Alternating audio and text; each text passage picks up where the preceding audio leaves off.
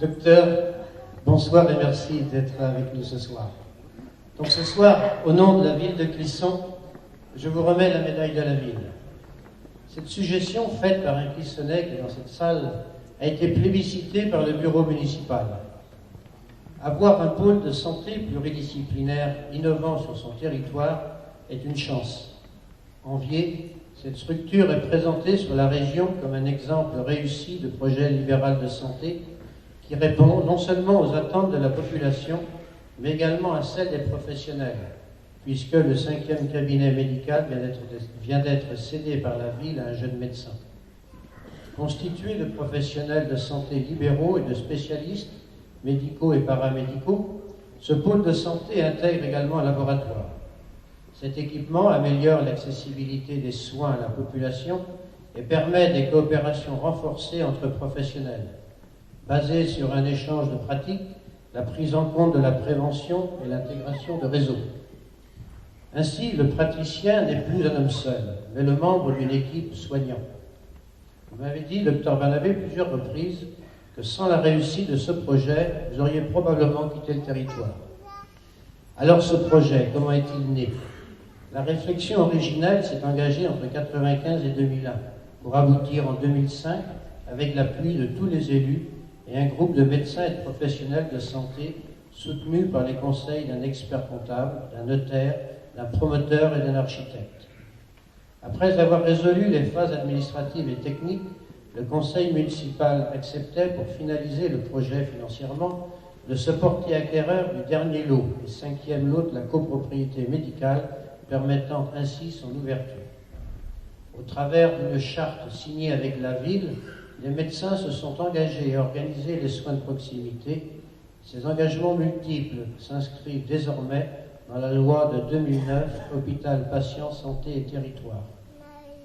Outre votre activité de médecin de famille, votre emploi du temps se répartit entre des échanges avec les différents professionnels sur l'analyse des pratiques au niveau local, régional et voire national au travers de la Fédération des pôles de santé.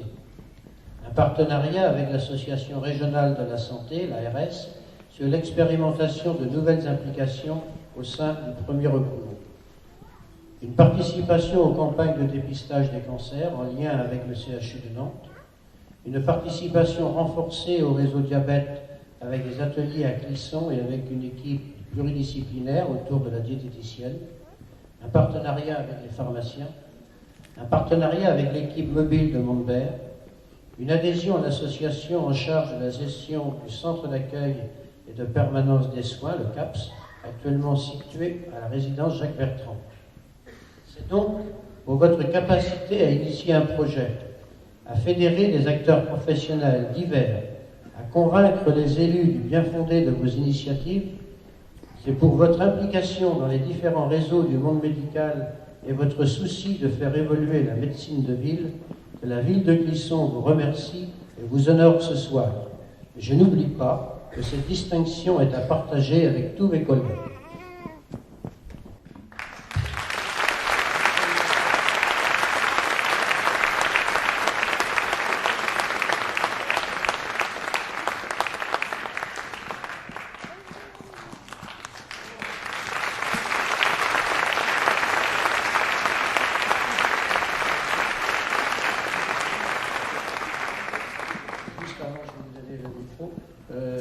Je transmettrai à votre conjointe qui n'a pas pu être là ce soir.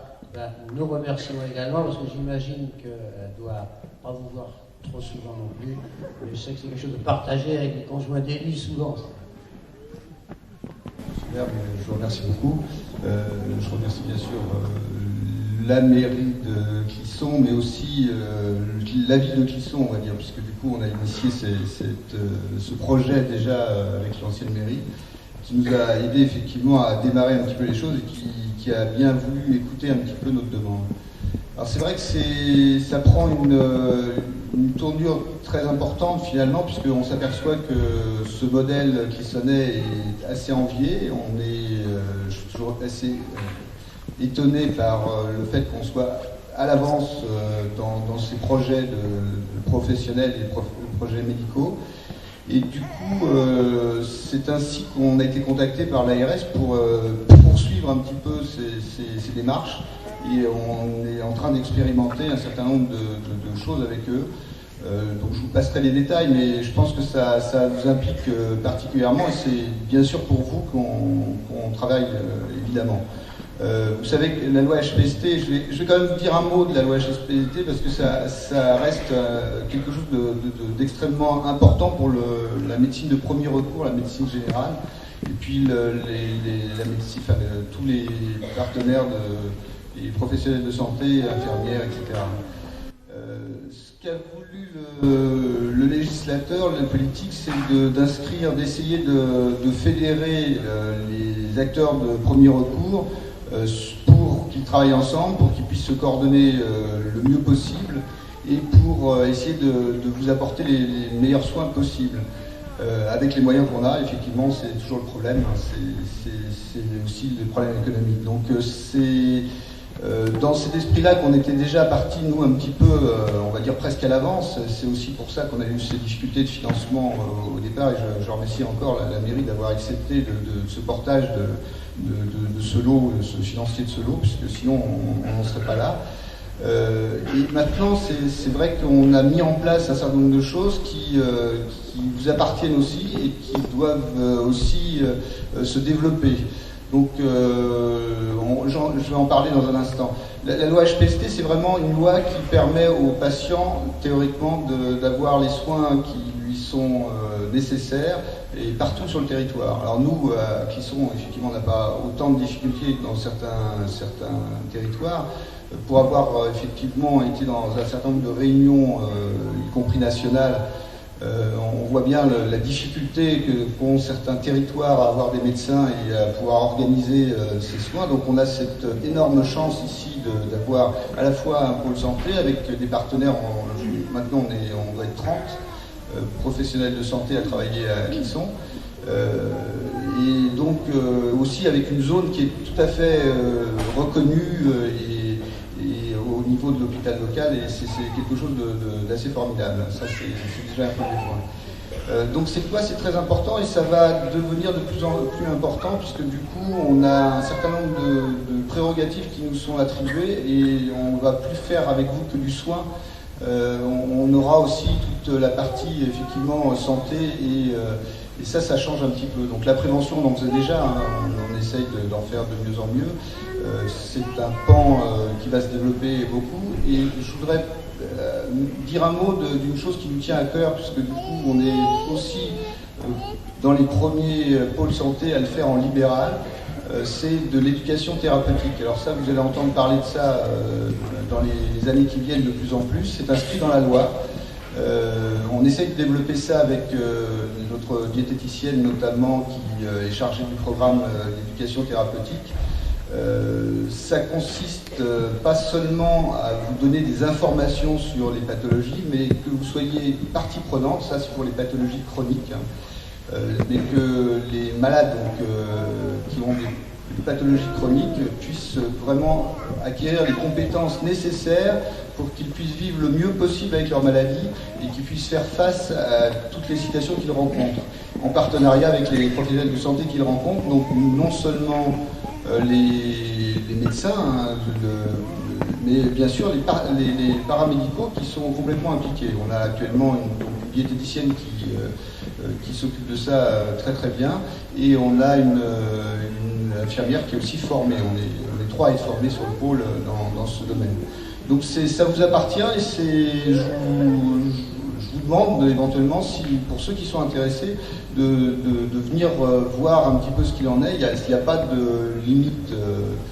On va dire que c'est sur le territoire que ça fonctionne. Hein. C'est pas seulement du coup nos patients dans la limite de ce qu'on doit faire au niveau déontologique, bien sûr, mais ça c'est en accord avec les médecins traitants de chacun, bien entendu. Hein.